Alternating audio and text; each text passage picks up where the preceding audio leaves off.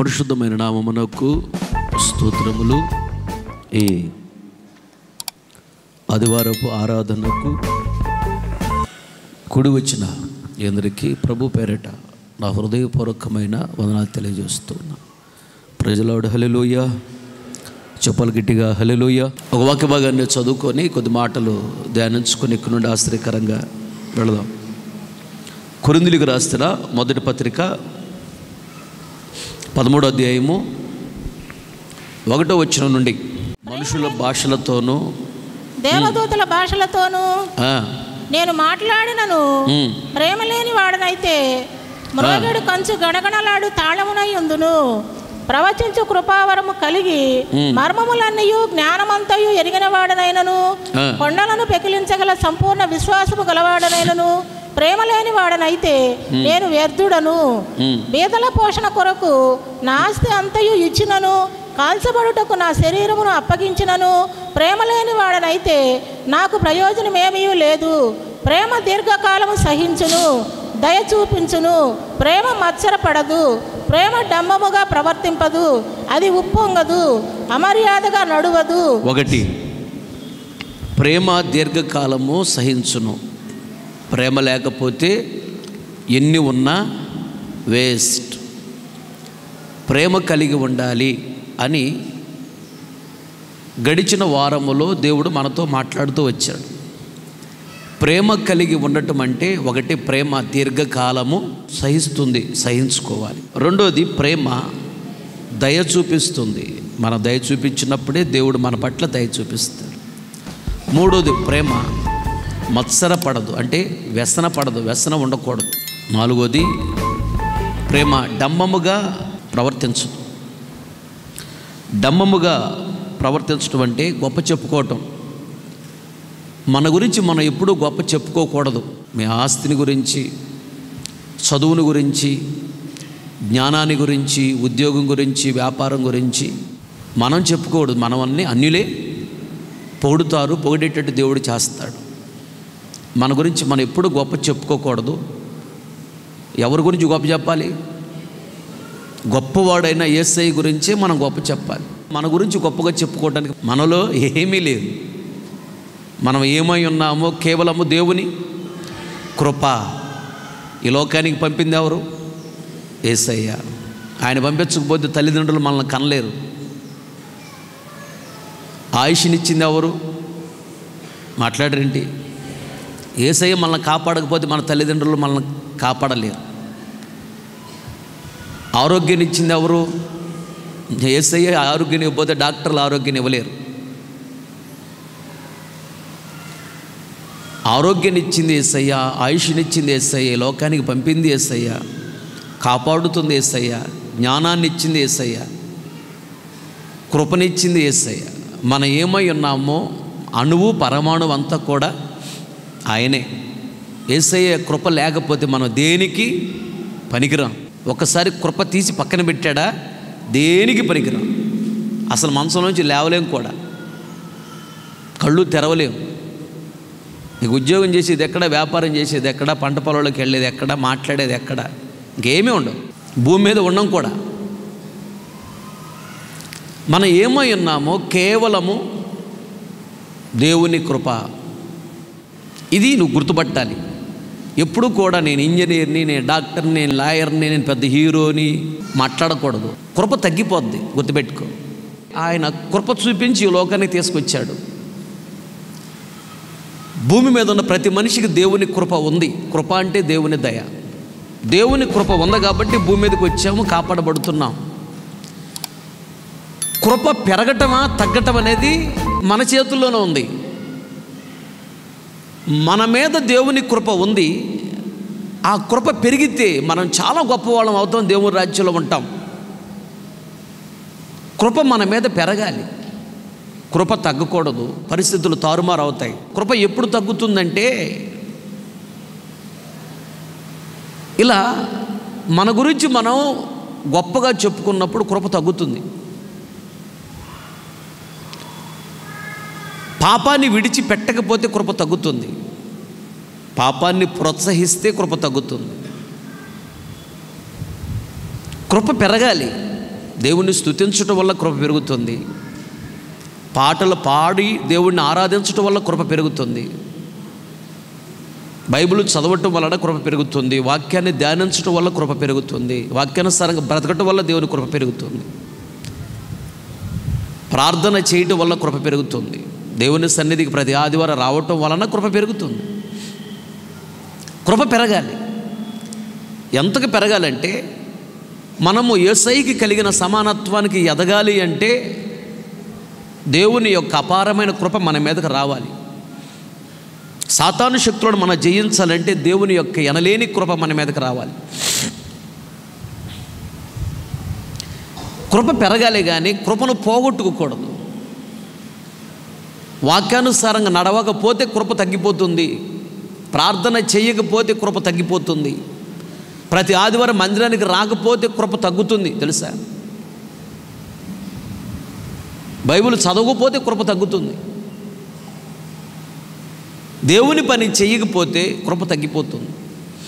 అక్కడ తీసుకొచ్చుకోకూడదు. ఉచితమైన కృప దేవుడు ఇచ్చాడు, పోగొట్టుకోకూడదు. డంబముగా మాట్లాడకూడదు, అంటే గొప్ప చెప్పుకోకూడదు. అది నచ్చదు దేవునికి. అది సైతాని క్రియ. గొప్ప చెప్పుకోవటం అనేది దేవునికి నచ్చదు. భూలోకానికి వచ్చినప్పుడు యేసయ్య నేను అని ఎప్పుడు చెప్పుకోలేదు. తండ్రి అని ఎప్పుడు తండ్రిని గణపరిచేవాడు. తండ్రి ఏం చేశాడు? భూలోకములో ఆయన దాగి ఉండి యేసయ్యని గణపరిచాడు. భూలోకం మొత్తం మీద యేసయ్య అంటే తెలుసు, తండ్రి యెహోవా దేవుడు అంటే ఎవరికి తెలియదు. అన్యుల దగ్గరికి వెళ్ళి యెహోవా దేవుడు అని ఆయన ఎవరు అంటారు. యేసయ్య అంటే మాకేదే తెలియదు, శిలువలో చనిపోయాడు కదా అంటారు. అసలు మెయిన్ ఎవరు? తండ్రి. తండ్రి దాగి ఉండి యేసయ్యని గణపరిచాడు భూలోకంలో. కారణము యేసయ్య తను దాగి ఉండి తండ్రిని గణపరిచాడు ఈ భూలోకంలో. చూసావా వాళ్ళ కమ్యూనికేషన్ ఎలా ఉందో చూడండి. తండ్రి కుమారుడు ఒకరి పట్ల ఒకరు ఎలా ప్రవర్తిస్తున్నారో చూడండి. అలాగే యేసయ్య అంటాడు, నేను వెళ్ళుట మంచిది, నేను వెళ్ళిన తర్వాత వేరొక ఆదరణకర్త సత్యస్వరూపైన ఆత్మ వస్తాడు. వచ్చి ఏం చేస్తాడంట? క్రొత్తగా ఏమి చెప్పడు. ఇప్పుడు నేను చెప్పిన విషయాలే మరలా మీకు గుర్తు చేస్తాడు. చూసావా? పరిశుద్ధాత్మ దేవుడు వచ్చి మళ్ళీ ఆయన గురించి ఆయన గొప్ప చెప్పుకోవట్లా. ఆయన వచ్చి యేసయ్యని గణపరుస్తున్నాడు. యేసయ్య తండ్రిని గణపరిచాడు. తండ్రిని యేసయ్య గణపరిచాడు. యేసయ్యని పరిశుద్ధాత్మ దేవుడు గణపరుస్తున్నాడు. పరిశుద్ధాత్మ దేవుడిని ఎవరు గణపరుస్తున్నారంటే మనము గణపరుస్తున్నాం. దేవునికి స్తోత్రం. పరిశుద్ధాత్మ ద్వారా మనకి ఘనత, మన ద్వారా పరిశుద్ధాత్మ దేవునికి ఘనత. సంఘాన్ని కట్టేది ఎవరు? తండ్రి కాదు. సంఘాన్ని కట్టేది యేసయ్య కాదు. సంఘాన్ని కట్టేది ఎవరు? పరిశుద్ధాత్మ దేవుడు. రేపు సంఘం ఎత్తబడి మధ్యాకాశంలో నిలబడినప్పుడు ఘనత ఎవరికి? పరిశుద్ధాత్మ దేవునికి. చూడండి, తనను తాను ఎవరు గణపరుచుకోవట్లేదు. తండ్రి తనను తాను గణపరుచుకోలేదు. యేసయ్యని గణపరిచాడు భూలోకంలో. యేసయ్య భూలోకంలో తండ్రిని గణపరిచాడు, తనను తాను గణపరుచుకోవాలా. పరిశుద్ధాత్మ దేవుడు వచ్చి యేసయ్యని గణపరుస్తున్నాడు, తనను తాను గణపరుచుకోవాలా. పరిశుద్ధాత్మ దేవుడు దాగి ఉండి యేసయ్యని గణపరుస్తున్నాడు, తండ్రిని గణపరుస్తున్నాడు. తండ్రి చెప్పిన విషయాలే పరిశుద్ధాత్మ దేవుడు గుర్తు చేస్తాడు. అదే దేవుడు చెప్తున్నాడు, మనము కూడా మనల్ని మనం పొగుడుకోవటం కాదు కానీ ఎదుటి వారిని పొగిడేటట్లుగా ఉండాలి. దేవునికి స్తోత్రం. కానీ సాక్ష్యం చెప్పటంలో తప్పు లేదు. దేవుడు చేసిన మేలులు తలంచుకుంటూ దేవుడు నా జీవితం ఇలా చేశాడు అని సాక్ష్యం చెప్పి సాక్ష్యము ద్వారా దేవుడికి రావాలి మహిమ. అంతేగాని ఘనతను మనం కోరుకోకూడదు. మనం ఎప్పుడు దేవుడిని గణపరచిన ఆశ కలిగి దేవుణ్ణి గణపరుస్తూ ఉంటే దేవుడు మనల్ని గణపరుస్తూ ఉంటాడు. నన్ను గణపరచు వారిని నేను గణపరుస్తాను అన్నాడు. క్లియర్గా వాగ్దానం ఉంది. నువ్వు గణపరుచుకుంటే నేను హీరోని, నేను అసమంటి దాన్ని నేనేమనుకుంటున్నా అట్లా ఇట్లా అంటే దేవుడు మౌనంగా ఉంటాడు. నీకున్న కృప తీసి ప్రక్కన పెడతాడు. సరే ఇప్పుడు చేయ అంటాడు. ఏముండదు. ఎప్పుడు మనల్ని మనము గణపరచుకోకూడదు. మనలో ఏమీ లేదు, జీరో. మన హీరో ఎవరో? యేసయ్య. మనం నడిపించేది యేసయ్య. కనుక డంబముగా ప్రవర్తించకూడదు, మనల్ని మనము గణపరచుకోకూడదు. అయితే తర్వాత 4 విషయాలు చెప్పాను పోయిన వారం. ఈ వారం కూడా కొన్ని విషయాలు మీతో పంచుకుంటాను. ప్రేమ ఉప్పొంగదు. ఉప్పు నీళ్ళు తీసుకొచ్చి మడి కడతారు. ఉప్పు నీళ్ళు పెట్టినప్పుడు ఉప్పు కనిపించిద్దా? కనిపించదు. ఒక వారం రోజుల తర్వాత సూర్యుడు రాగానే ఆ నీళ్ళన్నీ ఆవిరే పైకి వెళ్ళిపోతాయి. ఆవిరే పైకి వెళ్ళినప్పుడు ఆ నెలలో ఉప్పు కలిసి ఉంది కదా, ఉప్పు వెళ్ళిపోవాలిగా. ఉప్పు వెళ్ళదు. చూసావు ఇక్కడ ఆశ్చర్యం? ఉప్పు మాత్రమే ఉంటుంది, నీళ్లు మాత్రం పైకి వెళ్ళిపోతాయి ఆవిరైపోయి. మామూలుగా మనం తీసుకుంటే ఉప్పు నీళ్ళే కనపడవు. ఉప్పు మాత్రమే ఉంటుంది, నీళ్లు మాత్రం ఆవిరే పైకి వెళ్ళిపోయినాయి. ఉప్పు నీళ్ళు పైకి వెళితే వర్షం పడ్డప్పుడు ఏ నీళ్ళు రావాలి? మళ్ళీ ఉప్పు నీళ్ళే రావాలి. వర్షం పడ్డ ఉప్పు నీళ్ళు రావు చూడు, నీళ్ళు చప్పగా ఉంటాయి. పైనుండి వచ్చే నీళ్ళకి రంగు, రుచి, వాసన ఉండదు. అవి స్వచ్ఛమైనటువంటి నీళ్లు. వర్షంలో దడిచి చచ్చిపోతాం అనుకుంటారు. వర్షంలో నుంచి వచ్చే నీళ్లు మినరల్ వాటర్ కూడా చాలు. నువ్వు డైరెక్ట్ వర్షం నీళ్ళు పట్టుకొని తాగొచ్చు. అవి ఆరోగ్యానికి చాలా మంచిది. దేవుడు అక్కడ ఫిల్టర్ చేసి పంపిస్తాడు వాటిని, మనుషులు చేసి ఫిల్టర్ కాదు. అయితే ఉప్పు నీళ్లను తీసుకున్నప్పుడు దోసెట్లో ఉప్పు కనపడలా. సూర్యుడు రాగానే సూర్యకిరణాలకి నీరు పైకి వెళ్ళిపోయింది, ఉప్పు మిగిలిపోయింది. అప్పుడు దాకా నీళ్ళలో కనపడలేదు, కానీ నీళ్ళు వెళ్ళిపోయిన తర్వాత ఉప్పు పైకి చిన్ని చిన్ని గడ్డలుగా పొంగి కనపడుతుంది. ఎండకి అది పొంగుతుంది పైకి. కనపడని ఉప్పు అక్కడ కనపడుతుంది. వాస్తవంగా నీళ్ళల్లో వేస్తే ఉప్పు కనపడదు, కూరలో వేసిన ఉప్పు కనపడదు. కానీ అక్కడ సూర్య రశ్మికి ఉప్పు పొంగింది. దేవునికి స్తోత్ర. చెప్పాలి గట్టిగా హల్లెలూయా. ఉప్పు ఎలా పొంగిందో ప్రేమ అలా పొంగదు అంటున్నాడు. ప్రేమ ఉప్పొంగదు, ఉప్పులాగా పొంగదు. ఉప్పు చూడు కనపడనట్టే ఉంది, కనపడింది. అసలు వాస్తవంగా ఉప్పును చూసి మనం నేర్చుకోవాల్సిన క్వాలిటీ ఏంటంటే, కరివేపాకు ఉప్పు కంటే ముందే వేస్తారు తాలింపులో, కూరలో. నూనె వేసిన తర్వాత కరివేపాకు ఏమనిద్ది? ముందు నన్నే అనిద్ది. తాలింపులో కరివేపాకే ముందే వేస్తారు. ఉప్పు లాస్ట్ వేస్తారు ఉడికిన తర్వాత టేస్ట్ కోసం. ముందేస్తే కూర ఉడకదు. ఉప్పు వేసిన తర్వాత ఉప్పు తీసి మళ్ళీ నా కూర అంటే తీయగలవా? ఉప్పును బయటకు తీయలేవు. కాకపోతే ఇంకొంచెం ఎక్స్ట్రా నీళ్లు పోస్తే పలసనైద్ది. ఉప్పును తీయలేవు. కరివేపాకు కలవదు, కానీ ఎన్ని నీళ్లు పోసినా ఉప్పు కలిసిపోద్ది. ఉప్పు కనపడదు, దాగి ఉంటుంది. నీళ్ళల్లో ఉప్పు దాగి ఉంటుంది. అలాగే దాగి ఉండే అనుభవం ఉండాలి. అందుకని ఉప్పుకు అంత విలువ ఇచ్చాడు దేవుడు. కానీ ఇది ఎక్కడ ఉప్పు? నీళ్ళల్లో వేస్తేనా ఉప్పు కరిగిపోతుంది, కనపట్టల్లా. ఉప్పులో నుంచి నీళ్లు తీస్తేనా ఉప్పు పొంగుతుందంట. గమనించాలి. నీరు అంటే ప్రార్థనా జీవితము, నీరు అంటే వాక్యానుసారమైన జీవితం. Note this point. ఉప్పులోకి నీరు రాగానే ఉప్పు కనపడదు, దాగి ఉంటుంది. నీరు అనే ప్రార్థనా జీవితము, నీరు అనే వాక్యానుసారం జీవితం ఉన్నప్పుడు ఉప్పు ఏ విధంగా కనపడదో అలాగే ఒక తగ్గింపు జీవితం నీలోకి వస్తుంది. ఉప్పులో నుండి నీరు ఆవిరే పైకి వెళ్ళిపోయిన తర్వాత ఉప్పు ఏం చేసింది? కల్లులుగా ఏం చేసింది? పొంగి కనపడుతుంది పైకి. అలా ఉప్పులాగా పొంగకూడదంట.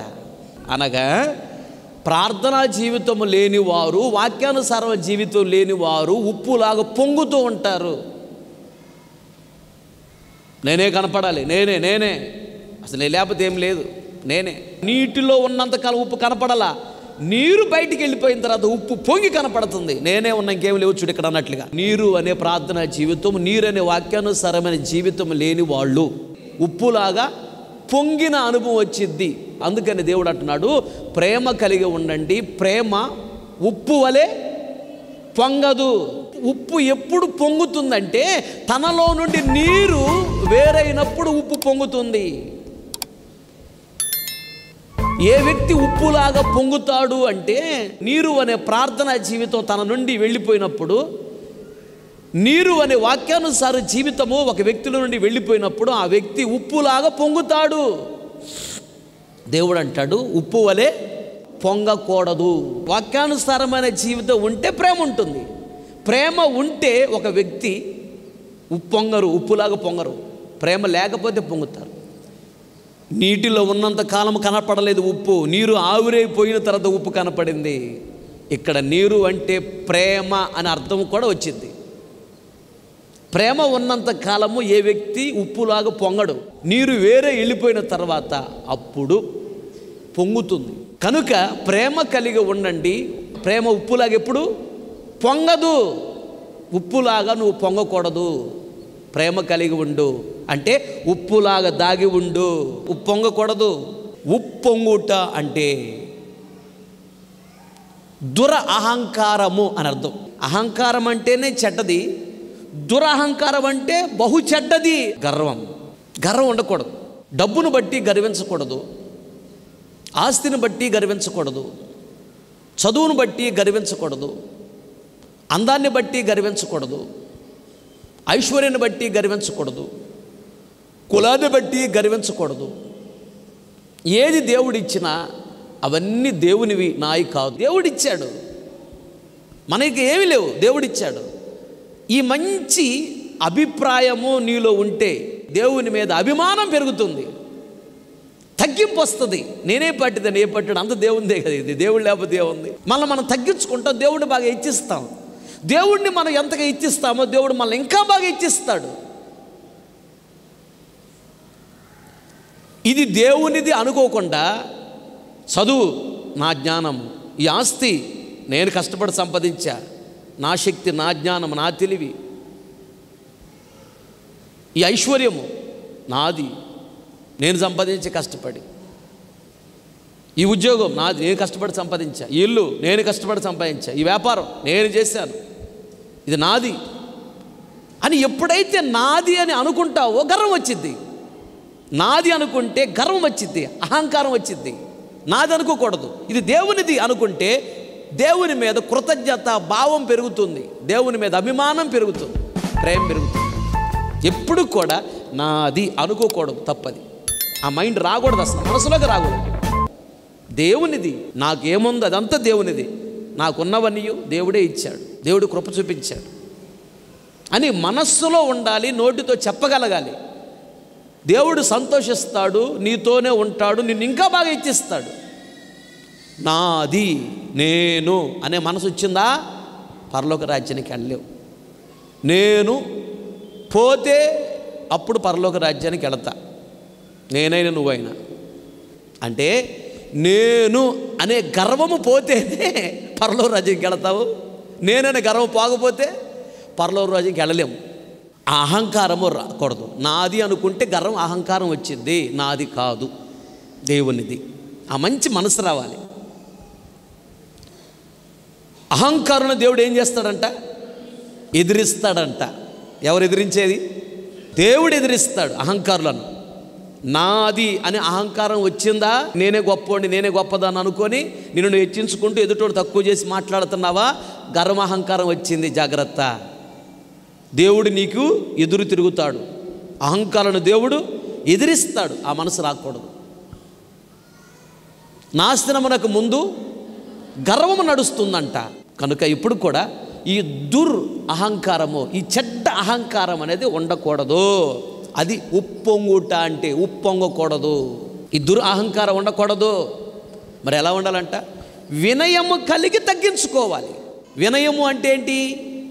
వినయం అంటే వినయమే అనుకుంటారు. వినయము అంటే ఓర్పు. రాసి పెట్టుకు అక్కడ. అత్త ఒక మాట అందా, నా తల్లి లాంటిది అంతే అన్నది, నేను ఓర్చుకొని తగ్గించుకో. అసలు నువ్వెంత నేనెంత, ఉంటే మేము ఉండాలి, లేకపోతే నేను ఉండాలి, ఇంట్లో చూసుకో, లేకపోతే నేను కాపరానికి రాను అంటే వినయం లేదని అర్థం. నీకు వినయం నేర్పించాలే మీ అత్తమామని పెట్టాడు. ఇక వాళ్ళు ఉంటే నేను కాపరం రానంటే ఎట్లా? పరిపూర్ణత వద్దా? పరిపూర్ణత కావాలంటే వాళ్ళు ఉండాలి. ఒక కరాటీ నేర్చుకున్నటువంటి వ్యక్తి అతను ప్రైజు సంపాదించాలి అంటే అతనితో పాటు సమ ఉజ్జి కలిగిన కరాటీ వాడి మీద పోరాడి గెలిస్తేనే కదా ప్రైజ్ ఇచ్చేది, అంతేనే కదా. ఎవరు లేకుండానే ఈయన గెలిచేటప్పుడు ప్రైజ్ ఇస్తారా? ఎవరు?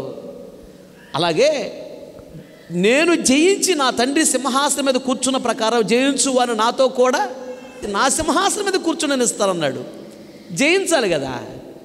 జయించినప్పుడే కదా పరలోక రాజ్యం వచ్చేది. జయించాలంటే నీకు అత్తమామ ఇంట్లోనే ఉండాలి, వాళ్ళను జయించాలి. అంటే జయించడం అంటే ఏంటి? ముసలది కాదని చెప్పి కింద పడేసి కొట్టి గుంది కాలి తొక్కటం కాదు.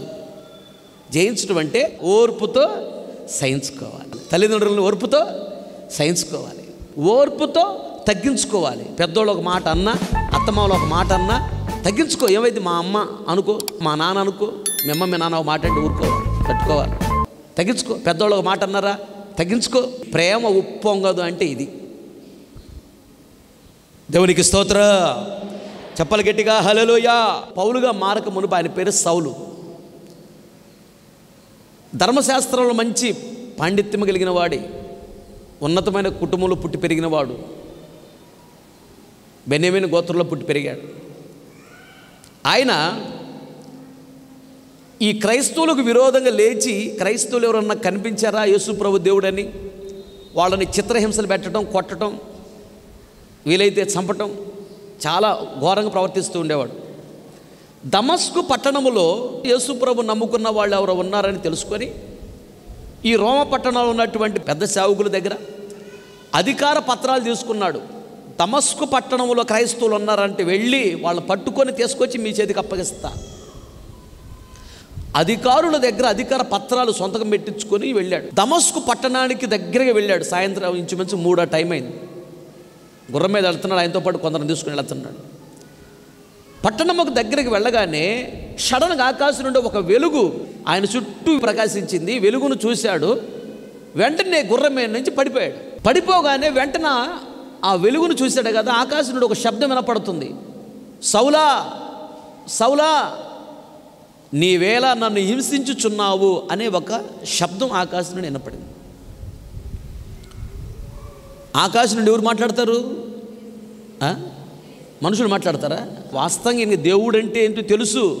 పాత నిబంధన భక్తుడు, యెహోవా దేవుడిని ఆరాధిస్తాడు. ఈయన యేసుప్రభు దేవుడు అని నమ్మడు. ధర్మశాస్త్రం బాగా చదివిన వాడే. ఆకాశం నుండి దేవుడు మాట్లాడతాడన్న సంగతి ఈయనకి తెలుసు. ఎందుకంటే పాత నిబంధనలో ఉంది కదా, ధర్మశాస్త్రం తెలుసు, పాత నిబంధన తెలుసు ఈయనకి. ఆది కాండం నుండి ద్వితీయోపదేశ కాండం వరకు బాగా చదివిన వాడు ఈయన, మామూలుడు కాదు. అసలు తెలియని అన్యుడేం కాదు, బాగా వాక్యం తెలుసు, పాత నిబంధన భక్తుడు. ఈయన అంటాడు, గుర్రం మీద కింద పడి సౌలా సౌలా నీవేళ నన్ను హింసించుచున్నావు అని ఆకాశం నుండి శబ్దం వినపడితే ఈయన ఏమన్నాడు తెలుసా? ప్రభువా అన్నాడు. మళ్ళీ అని ఏమన్నాడు తెలుసా? నీవు ఎవడవి? అబ్బా, ఎంత అహంకారం, ఎంత గర్వం చూడు మనిషికి. అపోస్తుల కార్యములు 9వ అధ్యాయము 4-5 వచనాలు. అప్పుడు అతడు నేల మీద పడి సౌలా సౌలా సౌలా సౌలా నీవేళ నన్ను హింసించుచున్నావని తనతో ఒక స్వరము పలుకుట వినెను. ఒక స్వరం విన్నాడు అతను. ప్రభువా నీవెవడవని అడుగగా, నీవు ఎవడవి అని అడుగగా ఆయన నేను నీవు హింసించుచున్న యేసుని. చాలు, చాలా పైకెత్తిన వైపు చూస్తున్న ఆ మాటలు గమనించాను. ఆకాశం నుండి దేవుడు మాట్లాడుతున్నాడు, సౌలా సౌలా నీవేళ నన్ను హింసించుచున్నావని. ఒక మామూలు మనిషి అని అనుకోవటం లేదు. మళ్ళీ మామూలు మనిషి అనుకోండి, ఎవడరా నువ్వు అంటాడు డైరెక్ట్గా. ప్రభువా అంటున్నాడు. మళ్ళీ తూర్పుగోదావరి జిల్లా వాళ్ళు తిట్టుకున్నట్టు, తూర్పుగోదావరి పశ్చిమ గోదావరి జిల్లా వాళ్ళు కూడా ఏమండి అంటారు, ఇంత అద్భుత మాటలు అనుకుంటా ఉంటారు. గౌరవంగా ఏమండి అత్తగారు మీదంతా మాకు తెలుసులేండి, ఏమండి కోడలు గారు మీరు తక్కువ అంటండి అని మధ్యలో అండి అంటే అంటాను ఉంటారు, పెద్ద పెద్ద మాటలు మాట్లాడుకుంటాను ఉంటారు. నువ్వు అసమటిదాని ఇస్మటిదాని అని. అలాగే ఈయన ఒక మామూలు మనిషి అనుకుంటే ఎవడెవరా నువ్వు అనేవాడు. అలా అనకుండా ప్రభువా అన్నాడు. నువ్వు ఎవడివి అంటున్నాడు. మళ్ళీ ఎంత అహంకారమో చూడు. అప్పుడు యేసయ్య ఏమన్నాడు? సౌలా నీవు హింసించుచున్న యేసుని. నువ్వు హింసించేవాడవు, నేను రక్షించేవాడను. యేసు అంటే రక్షకుడే కదా. నువ్వు హింసించేవాడవు, హింసించడానికి వస్తున్నావు, కానీ నేను రక్షించడానికి వచ్చాను. నువ్వు హింసించే హింసకుడవు, నేను రక్షకుడిని.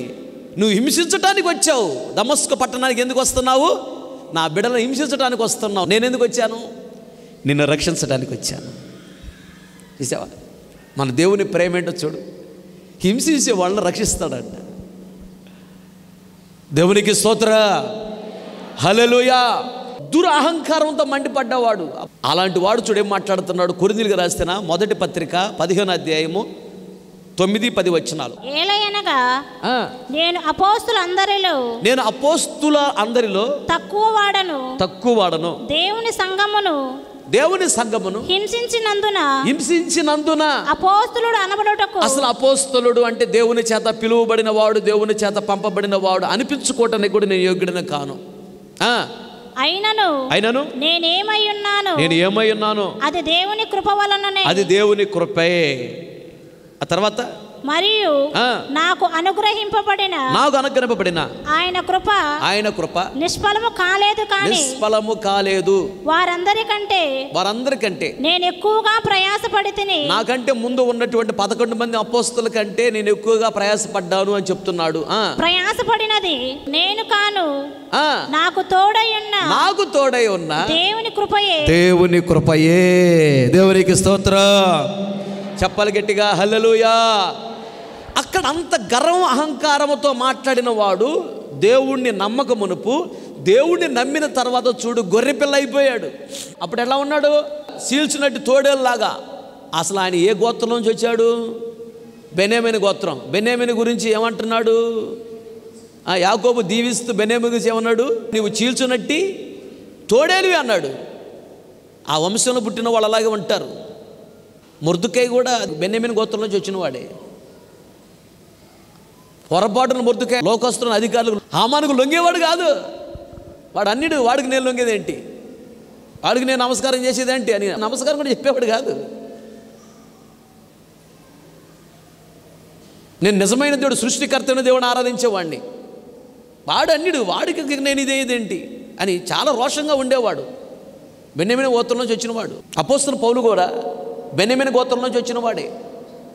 చీల్చున్నట్టు తోడేలు ఆ స్వభావం ఉండిద్ది. చూడు ఎలా మాట్లాడుతున్నాడు. ఆకాశం నుంచి స్వరం వినపడింది, ప్రభువా అన్నాడు. మళ్ళీ నువ్వెవడవే బా. అంత అహంకారంతో ఉన్నటువంటి ఈయన దేవుణ్ణి నమ్ముకున్న తర్వాత అప్పుడు ప్రేమ లేదు. ఇప్పుడు ప్రేమ వచ్చింది లోపలికి.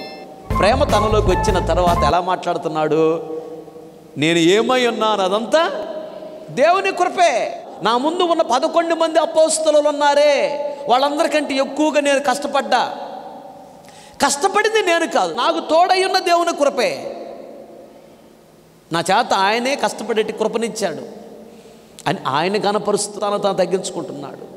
నేనే పాటివాడిని అని అంత తగ్గించుకుంటూ చీల్చున్నట్టు తోడేలు పడే ఉన్నటువంటి వ్యక్తి గొర్రెపిల్లలాగా అయిపోయాడు. ఇప్పుడు ఏమంటున్నాడు? నేను క్రీస్తుని పోలి నడుచుకున్న ప్రకారం నన్ను పోలి నడుచుకోండి. అయ్యా యేసుప్రభు ఎలా ఉంటాడు చూపించాయి అంటే, నన్ను చూసావు కదా, నన్ను చూస్తే యేసుప్రభు చూసినట్టే, నన్ను చూసి నడుచుకుంటే నువ్వు యేసుప్రభు చూసి నడుచుకున్నట్టే నాయన చెప్తున్నాడు. అంత ధైర్యంగా క్రొత్త నిబంధనలో ఏసావు కూడా చెప్పలా ఆ మాట. ఆ మిగిలినటువంటి అపోస్తులు కూడా భక్తి గలవారే, చెప్పలేకపోయారు. ఎలాంటి స్టేట్మెంట్ ఇచ్చాడు చూడు. నేను క్రీస్తుని పోలి నడుచుకున్నాను, ప్రతి కోణములో ప్రతి చిన్న విషయంలో కూడా నేను ఆయనలాగా నడుచుకున్నా, మీరు నాలాగా నడుచుకోండి. ఎలాంటి స్టేట్మెంట్, చాలా గొప్ప స్టేట్మెంట్, మామూలు విషయం కాదు. చూసావా? అంత గర్వం అహంకారము వలె ఉప్పొంగుతున్న వ్యక్తి కూడా ఇప్పుడు చూడు ప్రేమ తనలోకి వచ్చిన తర్వాత ఏమైపోయాడు? గొర్రె పిల్లలాగా అయిపోయాడు. దేవునికి స్తోత్ర. చెప్పలు గట్టిగా హల్లెలూయా. యేసయ్య కూడా ఎవరు? యోధా గోత్రపు కొదమ సింహం. అలాంటి యేసయ్య భూలోకానికి వచ్చి ఏమైపోయాడు?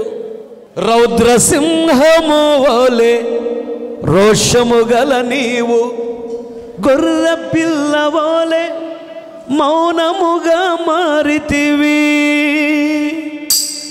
రౌద్ర సింహము వలె రోషము గల నీవు గొర్రె పిల్ల వలె మౌనముగా మారితివి. నా కోసమే నా రక్షణ కోసమే, నా కోసమే నా రక్షణ కోసమే. ఏమివ్వగలను నీ ప్రేమకు, నీ కర్పిల్తును నా జీవితం. ఎలా తీర్చగలను నీ రుణమును, నిన్ను వెంబడింతును జీవితాంతము. ఏమివ్వగలను నీ ప్రేమకు, నీ కర్పిల్తును నా జీవితం. ఎలా తీర్చగలను నీ ఆమేన్. నేను వెంబడింతును జీవితాంతము, నేను వెంబడింతును నా జీవితాంతము. శాశ్వత ప్రేమతో నన్ను విడువక ప్రేమించిన ప్రేమమయుడా, శాశ్వత రాజ్యములో నన్ను చేర్చుట కర్పించుకున్న అక్షయుడా. ఆమె చెప్పలు గట్టిగా హల్లెలూయా. రౌద్ర సింహం వల్లే రోషము గలవాడు యేసయ్య. ఆయన కళ్ళతో చూస్తేనే కాలిపోతారు, కను దృష్టి నిలిపితేనే అక్కడ మంట తగిలిద్ది. దేవుడైనా అంత గొప్ప దేవుడు భూలోకానికి వచ్చి ఎలాగా ఉన్నాడంట?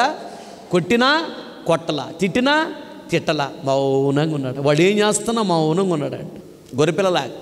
ఎందుకు ఇలా చేశాడు యేసయ్య అంటే, నీవు నేను రక్షించబడటానికి. అది మనము కూడా ఇక్కడ కూర్చున్నటువంటి వాళ్ళందరూ మామూలు కాదు, మీలో సింహాలు ఉన్నాయి. అప్పుడప్పుడు కొంచెం కదిలిచ్చు. చెబితేనేమన్నా సాంబార్ వేయి అన్నదంట ఒక ఆమె. సాంబార్ వేసేటప్పుడు ఏది ములక్కాయ వేయదంట. అందరికీ ఆడి నుంచి వస్తే అమ్మ ములక్కాయలు లేవమ్మ అన్నాడంట. నీ సొమ్మ అన్నంట. సింహం బయటకు వచ్చింది, లోపల దాగి ఉన్న సింహం. అసలు మగ సింహాల కంటే ఆడసింహం రోషం గల తెలుసా? వేటాడేది మగసింహం కాదు. మగసింహం పిల్లల దగ్గర కాపలా ఉండిద్ది. ఆడసింహం వెళ్ళి వేటాడి అక్కడి నుంచి గాండ్రించిద్ది. ఒక జంతువుని పట్టుకొని అయిపోయింది, పిల్లల్ని తీసుకొని రా అని గాండ్రించిద్ది వాడు. అంటే దాని భాషలో వాళ్ళ భర్త చెప్పిద్ది. అప్పుడు ఈ రాయల్టీగా మగసింహం పిల్లల్ని తీసుకొని పోద్ది. అప్పుడు పిల్లలు కలిసి తిని రక్తం తాగేస్తాయి. ఆడసింహము పొంచి ఉంటుంది, ఆడసింహం రోషం గలది. కనుక ఇళ్లల్లో మీరు కూడా రోషం గలవాళ్ళు. ఇక్కడ గొర్రెపిల్లలాగా ఉన్నారు, మామూలు కాదు. ఇంట్లో పెద్ద గొంతు, నీ దండం పెడతా అమ్మాయి చిన్నగా మాట్లాడి నా పొరుగు పోద్దంటే పెద్ద వందలే పొరుగు నీకు. పెద్ద గొంతే, ఆడసింహాలు మామూలు కాదు. కానీ ఇక్కడ గొర్రెపిల్లలాగా ఉన్నారు. కానీ నువ్వు ఎక్కడైనా గొర్రెపిల్లలాగే ఉండాలి, మందిరంలోనే కాదు. యేసయ్య వచ్చిన భూలోకం అంతా కూడా గొర్రెపిల్లలాగే ఉన్నాడు. సింహమే గొర్రెపిల్లలాగా ఉన్నాడు. ఎందుకంటే మనము రక్షించబడాలని రక్తాన్ని చింది ప్రాణాలు పెట్టాడు. మన ద్వారా అనేక మంది రక్షణలోకి రావాలంటే మనము కూడా సింహం లాంటి స్వభావం ఉన్నా దాన్ని చంపి గొర్రెపిల్లలాగా మనం మారాలి.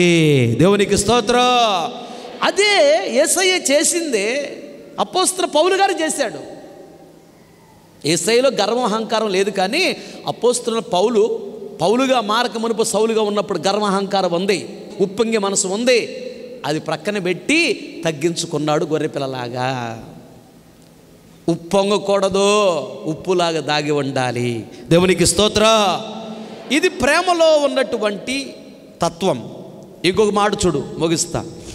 ప్రేమ అమర్యాదగా నడవదు చాలు అంటే దీని అర్థం ఏంటంటే, ప్రేమ కలిగి ఉండాలి, మనము అమర్యాదగా నడవకూడదు. అంటే మర్యాద లేకుండా మాట్లాడకూడదు, మర్యాద లేకుండా ప్రవర్తించకూడదు. ఎదుటివారి పట్ల మర్యాదగా నడవాలి, మర్యాదగా మాట్లాడాలి, మర్యాదగా ప్రవర్తించాలి. ఎదుటి వ్యక్తి ఎవరైనా కానీ వాళ్ళకి సిగ్గు కలిగేటట్లు, వారిని దుఃఖపరిచేటట్లుగా మాట్లాడకూడదు, ప్రవర్తించకూడదు. ఎదుటి వారికి కీడు జరిగేటట్లుగా మాట్లాడకూడదు, ప్రవర్తించకూడదు.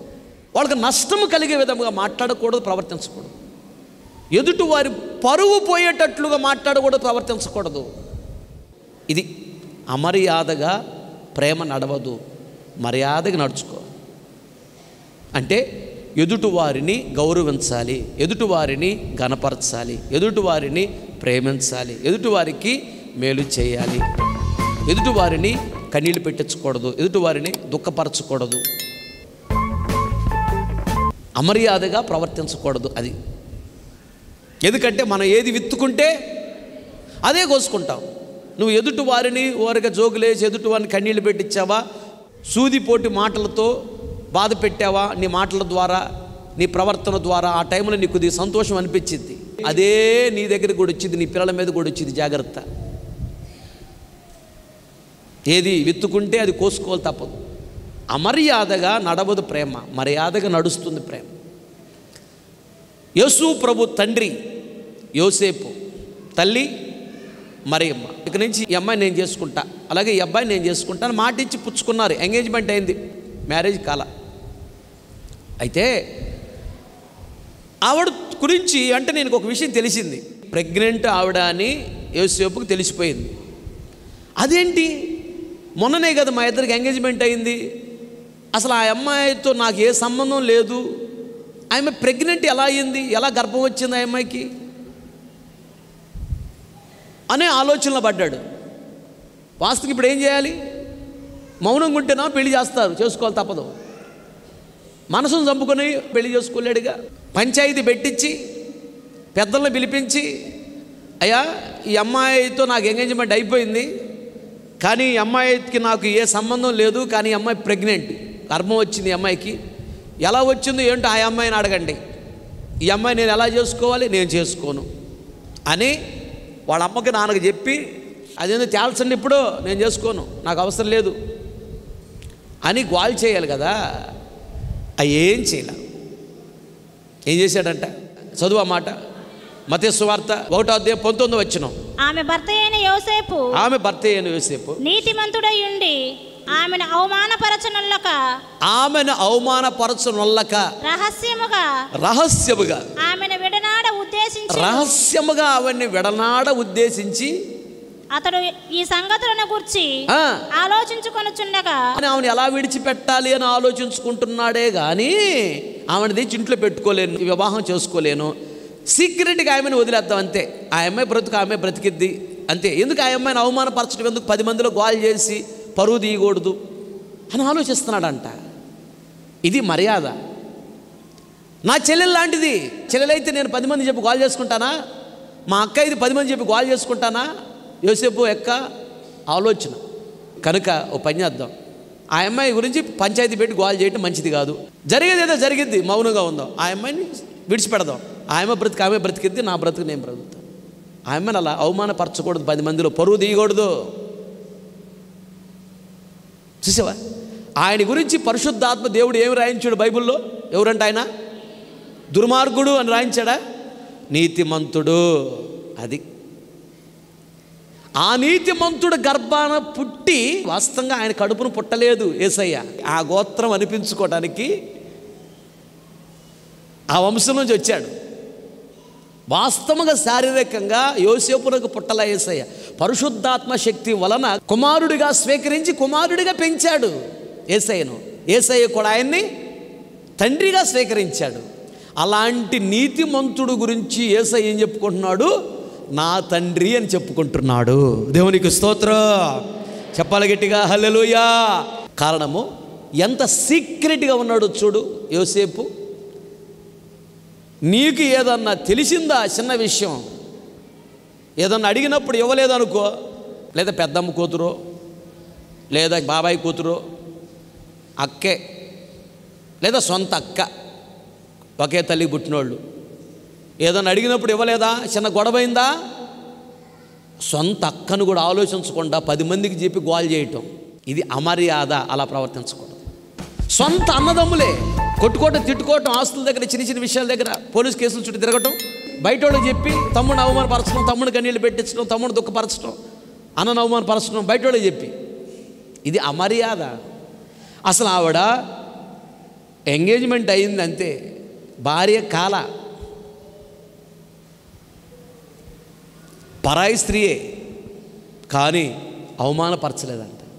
అవమానపరచడానికి ఇష్టపడలేదు, అమర్యాదగా ప్రవర్తించలేదు, మర్యాదగా ప్రవర్తిస్తున్నాడు. ఆ అమ్మాయి ఆడపిల్ల, 10 మందిలో ఆ అమ్మాయిని అవమానపరచకూడదు, కన్నీళ్ళు పెట్టించకూడదు, దుఃఖపరచకూడదు, బాధ పెట్టకూడదు, పరువు తీయకూడదు, తప్పని జ్ఞానముగా ఆలోచించి రహస్యముగా ఆయన విడిచిపెడదాం. ఆ అమ్మాయి బతుకు అమ్మాయి బతికిద్ది, ఎలా వచ్చిందో మనకు తెలియదు, మన బ్రతుకు మనం బ్రతుకుదాం అనుకుంటున్నాడు. ఇది మర్యాద. అప్పుడు రాత్రి తండ్రి అనే దేవుడు కలలో మాట్లాడాడు, యోసేపు ఆవిడ గర్భము ధరించింది నిజమే, కానీ ఏ పురుషుడు వల్ల కాదు నాయనా, నేను పరిశుద్ధాత్మ శక్తిని పంపి ఆవిడకి గర్భం ధరింపజేశాను, రక్షకుడు భూలోకానికి రాబోతున్నాడు. గొడగడిగా చెప్పట్లో ప్రైజ్ ది లార్డ్, హల్లెలూయా. ఆయన నిన్ను తండ్రి అంటాడు, సృష్టికర్త నీ కుమారుడుగా వస్తున్నాడు, నీకు ఆ గొప్ప ఘనతనిచ్చాను నేను, నువ్వు ఇలా ఉంటావని నాకు తెలుసు, అందుకని ఈ ఘనత నీకు ఇచ్చా. యేసు ప్రభు తండ్రి ఎవరు అనగానే ఏం చెప్తారు? వెంటనే యోసేపు. యేసు ప్రభు తండ్రి తెలియనోడు ఉండరు. చూసావా, ప్రపంచంలో దేవుడు ఎంత ఘనతనిచ్చాడు. నీవు ఇలా రహస్యముగా మర్యాదగా ఉంటావు, అమర్యాదగా ప్రవర్తించే వ్యక్తివి కాదు. నువ్వు మర్యాదగా ప్రవర్తిస్తావని నేను నీకు ప్రపంచంలో ఎంత గొప్ప ఘనతను ఇచ్చాను. భూమి ఉన్నంత కల ఆకాశం ఉన్నంత వరకు తరతరాలలో కూడా నీ ఘనత అలాగే శాశ్వతంగా ఉంటుంది యోసేపు. దేవునికి స్తోత్రం, హల్లెలూయా. ఎన్ని తరాలు మారినా యేసు ప్రభు తెలుసుకున్నాడు ఒక వ్యక్తి అంటే యేసు ప్రభు తల్లి మరియమ్మ, తండ్రి యోసేపు అని తెలిసిపోద్ది. తరతరాలకి చెందిన ఘనత ఇది, తరతరాలకు వ్యాపించిన ఘనత. ఎంత గొప్ప ఘనత ఎందుకు వచ్చింది యోసేపు కంటే మర్యాదగా ప్రవర్తించేవాడు. ఎదుటివారు పట్ల మర్యాదగా ప్రవర్తించు. వాళ్ళది ఏదైనా బలహీనత నీకు తెలిసిందా, బ్యాలెన్స్ లేకపోయినా వెంటనే బ్యాలెన్స్ చేసుకొని ఫోన్లు చేసి, నీకు తెలుసా పలానా అమ్మాయి, నీకు తెలుసా పలానా అబ్బాయి, నాకెట్ట కళ వచ్చింది, నాకెట్ట దర్శనం వచ్చింది, అట్లా ఇట్లా లేనిపోయిన చెప్పి అమర్యాదగా ప్రవర్తించకూడదు, తప్పది. అలాంటిది ఏదో తెలిసినప్పుడు చేత అయితే ప్రార్థన చేయలేదు, మౌనంగా ఉండు. ప్రభా బిడ్డల్ని క్షమించయ్యా, మంచి భక్తిపరుడుగా మార్చు ప్రభా, అలా ఉండకూడదు వాళ్ళు అని ప్రార్థన చేయాలి. కానీ 10 మందికి చెప్పి నువ్వు గోల్ చేయకూడదు. నీ కుమార్తె గురించి నువ్వు చెప్పుకుంటావా 10 మందికి? నీ కుమారుడు గురించి చెప్తావా? చెప్పవు కదా. మరి ఎదుటి వాళ్ళ పిల్లల గురించి ఎందుకు అట్లా చెప్పి 10 మందిని అవమానపరుస్తున్నావు? తప్పు కదా. వాళ్ళు సిగ్గుపడేటట్లుగా ప్రవర్తించకూడదు, వారు అవమానం చెందేటట్లుగా ప్రవర్తించకూడదు, వాళ్ళు కన్నీళ్ళు పెట్టేటట్లుగా మనం ప్రవర్తించకూడదు, మాట్లాడకూడదు, ఇలా అమర్యాదగా ప్రవర్తించకూడదు. ఇదే ప్రేమ. మర్యాదగా ప్రవర్తించాలి. నీ సొంత కొడుకు పట్ల, కుమార్తె పట్ల ఎలా ప్రవర్తిస్తావు వాళ్ళని తప్పు చేసినప్పుడు? అలాగే ఎదుటివారి పట్ల అలాగే ప్రవర్తించాలి మనము. దీనిని మర్యాద అంటారు. ఇది ప్రేమ. దేవునికి స్తోత్రం, హల్లెలూయా. ప్రేమ లేకపోతే వేస్ట్ అంట. ప్రేమ కలిగి ఉండాలి. ఒకటి, ప్రేమ ఉప్పులాగా పొంగదు. రెండోది, ప్రేమ అమర్యాదగా ప్రవర్తించదు. మర్యాదగా ప్రవర్తించు ఎదుటి వారి పట్ల. మర్యాదగా ప్రవర్తిస్తే దేవుడు నీ పట్ల కూడా మర్యాదగా ప్రవర్తిస్తాడు. ఓ మాట చదువు ముగించుకుందాం. అలాగే కొరింథీయులకు రాసిన మొదటి పత్రిక 13:5 స్వప్రయోజనమును విచారించుకొనదు. స్వప్రయోజనమును విచారించుకొనదు అంటే నేను బ్రతికితే చాలు, మా కుటుంబం బ్రతికితే చాలు, మేము బాగుంటే చాలు, ఎదుటి వాళ్ళు ఏమైపోయినా పర్వాలేదు, ఎవడేమైపోయినా పర్వాలేదు, నేను బాగుంటే చాలు, నా పిల్లలు బాగుంటే చాలు, మా అక్క చెల్లెలు, మా అన్నదమ్ములు మేము బాగుంటే చాలు, మా ఫ్యామిలీ బాగుంటే చాలు, ఎవరు ఏమైపోయినా పర్వాలేదు అని ఆలోచించుకోవటం అనేది తప్పు. అది ప్రేమ కాదు. ప్రేమ స్వప్రయోజనము చూసుకొనదు. ఆటో వాళ్ళు భలే కొటేషన్ రాస్తూ ఉంటారు, అది ఎక్కడ దొరుకుతాయి కానీ వాళ్ళకి. ఒక ఆయన రాశాడు, అందరూ బాగుండాలి, అందరిలో నేను ఉండాలి అని. అందరూ బాగుండాలి అంటే, అందరిలో నేను ఉండాలి అంటే, అందరూ బాగుండాలి, అందరితో పాటు నేను కూడా బాగుండాలి అర్థం. ఎవడేమైతే నాకేంటి రాత్రి ఇంకొకడు బండి మీద వాళ్ళు రాసుకునే ఆ మాటలను బట్టి మనకు అర్థమైద్ది వీళ్ళ మైండ్ ఏంటి అనేది. ఇంకోటి ఏంటి తెలుసా, ఒక వ్యక్తి వేసుకున్న బట్టలను బట్టి వాళ్ళ మైండ్ ఏంటో చెప్పొచ్చు తెలుసా, నడిచే నడకను బట్టి చెప్పొచ్చు ఆ వ్యక్తి ఎలాంటి వాళ్ళు తెలుసా, మాట్లాడే మాటలను బట్టి వాళ్ళ మనస్తత్వం ఎలా ఉంటుంది చెప్పొచ్చు. బాడీ లాంగ్వేజ్ అంటారు, కూర్చునే విధానాన్ని బట్టి చెప్పొచ్చు. గత్తరగా ఉండే డ్రెస్సులు వేస్తున్నారు అనుకో, వాడు మైండ్ కూడా అట్లా చంద్రవందరగా ఉండేది అని అర్థం. ఒక క్లాస్గా డీసెంట్గా ఉండే బట్టలు వేసుకున్నారంటే వాళ్ళ మైండ్ కూడా డీసెంట్గా ఉండేది అని అర్థం. బట్టలను బట్టి, నడకను బట్టి, మాటలను బట్టి, క్రాపు దూకునే విధానాన్ని బట్టి అవన్నీ చెప్పచ్చు. వాడు రాసుకున్న కొటేషన్ బట్టి వాడు ఏ టైప్ కూడా అర్థమైపోద్ది. క్రాస్ చేయి, టచ్ చేయకూడదు రాసుడు ఇంకొకడు. ఆటో పక్కన వెళ్తే క్రాస్ చేసి వెళ్ళిపోవచ్చు అంట, కానీ టచ్ చేయకూడదు. భయస్తుడు అనమాట ఈయన. జాగ్రత్త పరుడు అని అర్థం, కొంచెం జాగ్రత్త, నాజుల కిందకు వస్తావు బాబు, జాగ్రత్తని వెళ్ళు. అలాగే స్వప్రయోజనం చూసుకోకూడదు. నేను బాగుంటే చాలు, నా పిల్లలు బాగుంటే చాలు, ఎవడేమైపోతే నాకెందుకు, తప్పది. ఆ మైండ్ ఉండకూడదు. యేసయ్య అలా అనుకుంటే మనకెవ్వరికి రక్షణ రాదు. ఇశ్రాయేలీయులు, యూదులు యేసయ్యకి సొంత పుత్రులు, మనం ఎవరమే దత్తపుత్రులము. ఇశ్రాయేలు కొరకే వచ్చాడు. ఇశ్రాయేలు వంశం వారై ఉండి నశించిన గొర్రెల యొద్దకు నేను పంపబడ్డానంటాడు యేసయ్య. అలాంటి వాడు నా పిల్లలు నేను బాగుంటే చాలు అనుకోలేదు. మళ్ళీ మనందరం ఆయన పిల్లలే, ఆయనే సృష్టించాడు. కానీ ఆయన మాట వినకుండా దూరస్తులుగా ఉన్నటువంటి అన్యులం మనం. ఆయన మాట విని మాటకు లోబడినటువంటి వారు ఇశ్రాయేలు, యూదులు ఆయన పిల్లలు. సృష్టించింది దేవుడైనా ఆయన మాట వినకుండా ఆయనకి విరోధి అయిన సాతాను మాట వింటూ సాతానుకు లోబడుతూ సాతాను మాట ప్రకారం నడుచుకుంటూ ఉన్నవాళ్ళు అన్యులు. అందరం దేవుడు సృష్టించిన యూదులు ఇశ్రాయేలు ఎవరంటే దేవుని మాటకు లోబడి దేవుని మాట ప్రకారం నడుచుకుంటున్న వాళ్ళు. అందుకని దేవుడు వాళ్ళు నా పిల్లలు అన్నారు. వీళ్ళు నా మాట వినటం లేదు కాబట్టి వీళ్ళు నా పిల్లలు కాదు, సాతాను పిల్లలు అన్నాడు అన్యుల గురించి యేసయ్య. అయినా నా పిల్లల కోసం వచ్చాను అన్నాడు, కానీ నా పిల్లలే బాగుండాలని నేను కోరుకోవట్లేదు. వాళ్ళు సాతాను పిల్లల్లాగా ప్రవర్తిస్తున్నా అన్యులైన మనం వాళ్ళను కూడా నా పిల్లలుగా నేను మార్చుకోవాలి, నా రాజ్యం ఇవ్వాలి అని తలంచాడు ఆయన. ప్రైజ్ ది లార్డ్, హల్లెలూయా. అది ప్రేమ. ఆయన ప్రేమ చూపించాడు కాబట్టి ఆయన స్వప్రయోజనము చూసుకోలేదు.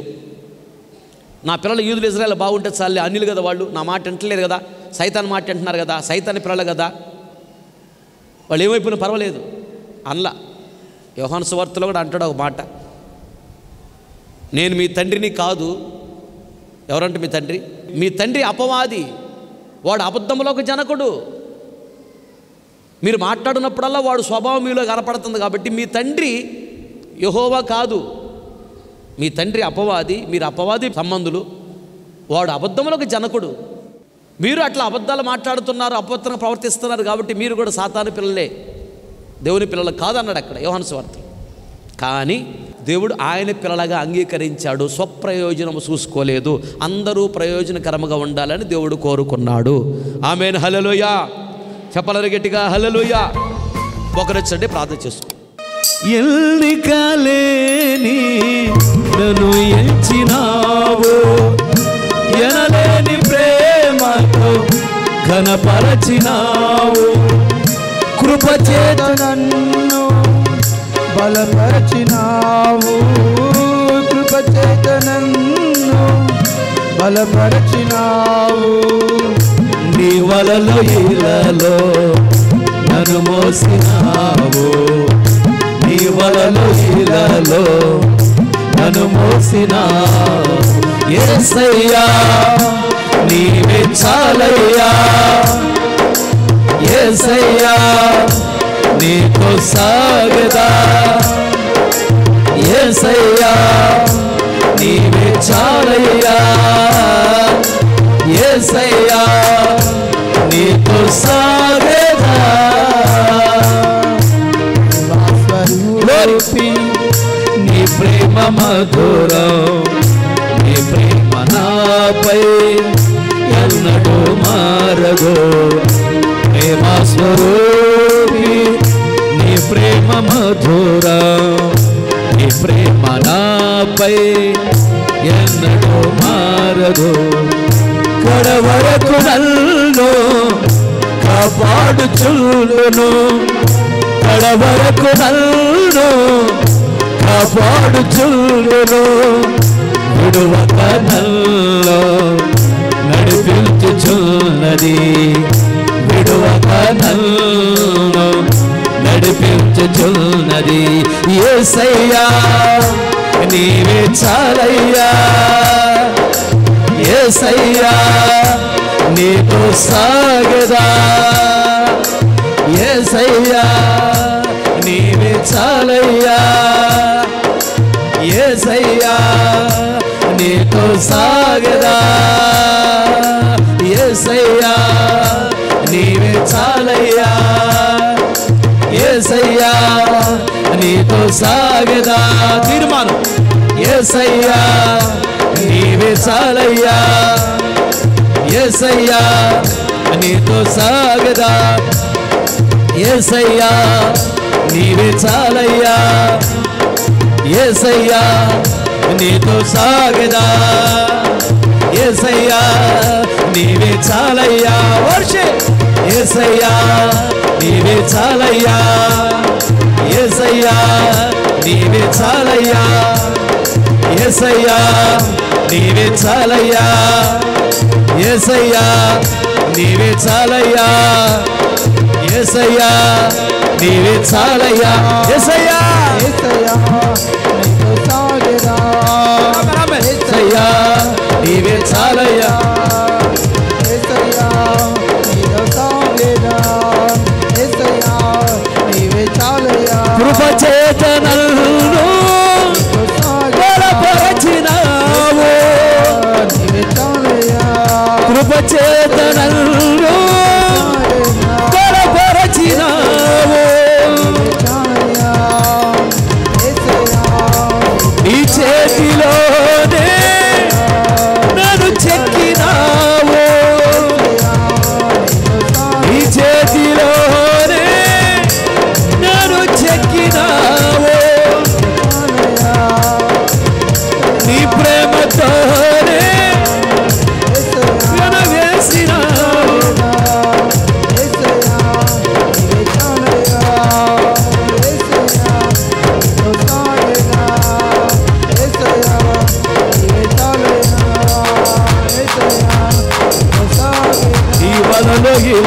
నన్ను మోసినావు నీ వలలో ఇలలో నన్ను మోసినావు నీ వలలో ఇలలో నన్ను మోసినావు నీ ప్రేమ ఎంతో నిస్వార్థమైనది నీ వలలో ఇలలో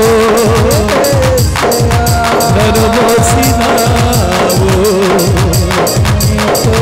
నీ ప్రేమ ఎంతో నిస్వార్థమైనది ఈ మహిమతోనే నన్ను కప్పినావు నీ మహిమతోనే నన్ను కప్పినావు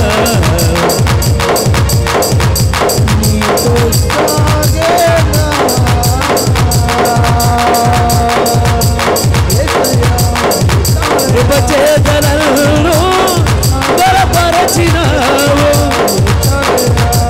నీ మహిమతోనే నన్ను కప్పినావు యేసయ్యా యేసయ్యా నీవే చాలయ్యా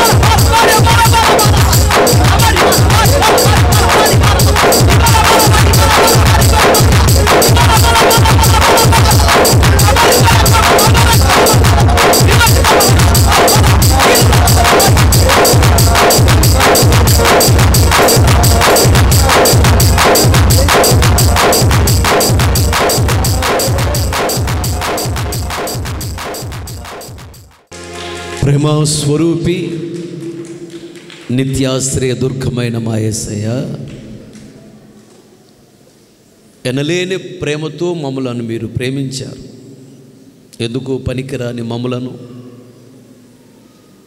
ప్రేమించి మేము మిమ్మల్ని ప్రేమించలేం, మీరే మమ్ములను ప్రేమించారు.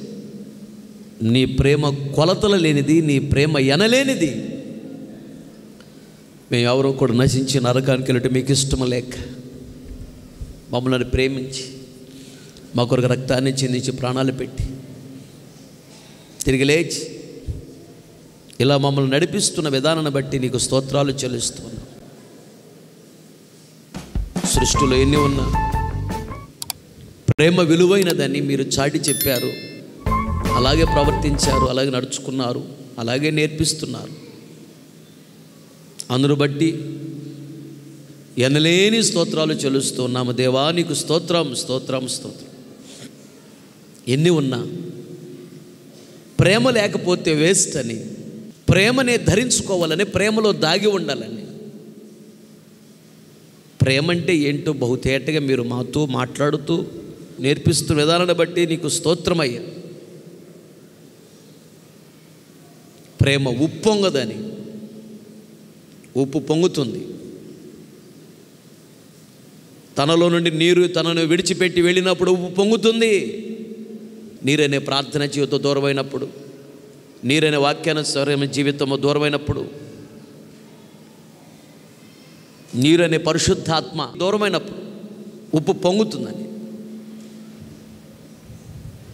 అనగా అహంకారం వస్తుందని. చెడ్డ అహంకారం రాకూడదు, ఉప్పులాగా పొంగకూడదు.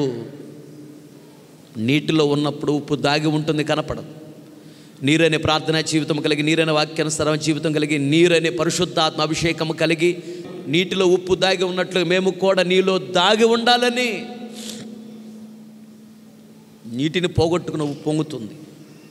అలా నీటిని పోగొట్టుకొని మేము పొంగేవనంగా ఉండకూడదని నీటిలో ఉన్న ఉప్పు దాగి ఉంటుంది.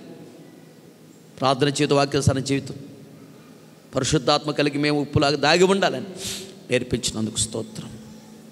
దురహంకారం ఉండకూడదని, వినయము కలిగి ఓర్పు కలిగి తగ్గించుకొని బ్రతకాలని. నేనే పడ్డదండి, ఏ పాటి వాడను, ఇదంతా దేవుని కృపే కదా.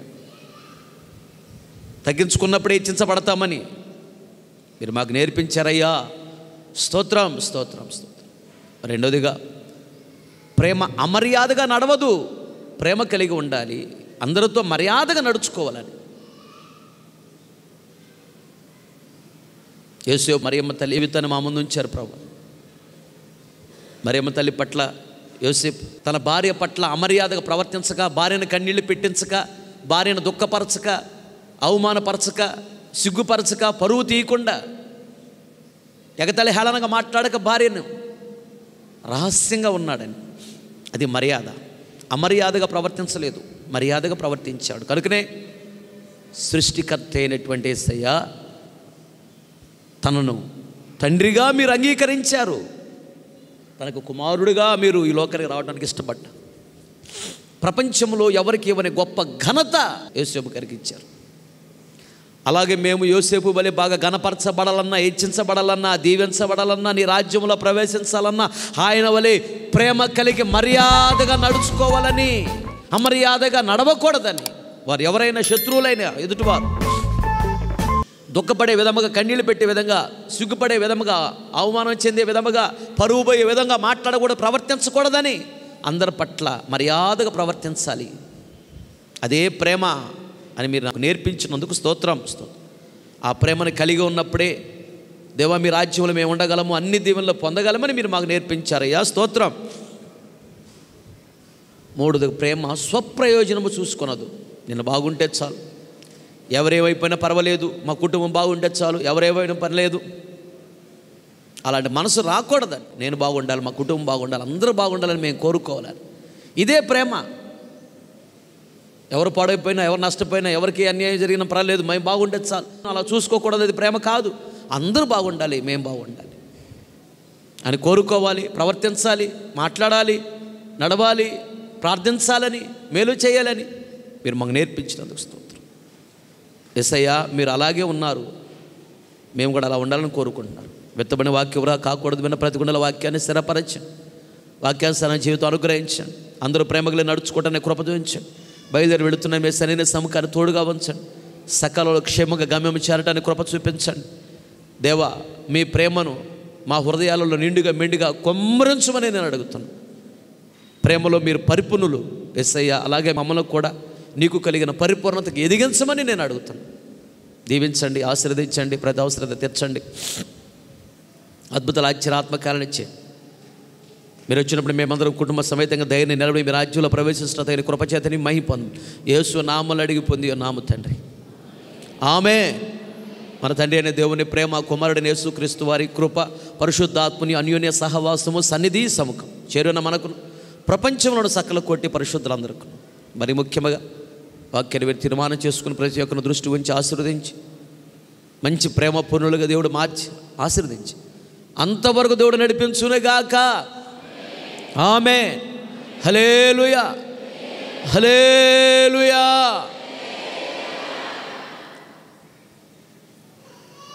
ఇంతటితో ఈ ఆదివారపు ఆరాధన ముగించబడినది. ఓపికతో వాక్యం మీ అందరికీ ప్రభు పేరట నా హృదయపూర్వక వందనాలు చెల్లిస్తున్నాను.